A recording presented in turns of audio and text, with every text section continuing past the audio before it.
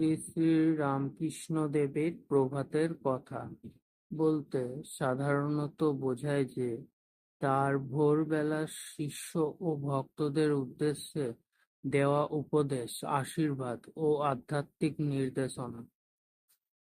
এইসব কথা মূলত শ্রী শ্রী রামকৃষ্ণ কথামৃতে লিপিবদ্ধ আছে, যেখানে গিরিশচন্দ্র ঘোষ, মহেন্দ্রনাথ গুপ্ত প্রভৃতি তাঁর কাছে প্রভাতকালীন সময়ে বসে শ্রবণ করেছেন।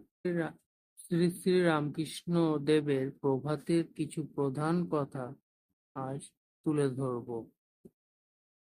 প্রভাতের উপদেশ ও ভাবনা। সকালে ঈশ্বর চিন্তা। ভোরবেলা মন শান্ত থাকে, তখন ঈশ্বরের নাম জপ করা সবচেয়ে ভালো।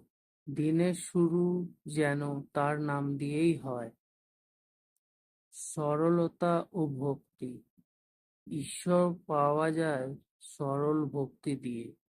জাতকের মধ্যে ঈর্ষা থাকলে তিনি নিজেই পথ দেখান। শ্রদ্ধা ও আত্মসমর্পণ। তুমি চেষ্টা করো, বাকি কাজ তিনি করবেন।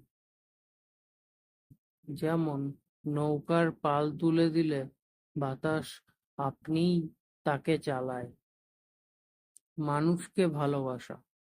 সকালে যাদের সঙ্গে দেখা হয় তাদের প্রতি মিষ্টি ব্যবহার করো, এতে মনও আনন্দে ভরে যায়। আত্মশুদ্ধি। ভোরের প্রথম আলো যেন হৃদয়কে পরিষ্কার করে দেয়। মনের সব অন্ধকার দূর করো প্রার্থনা।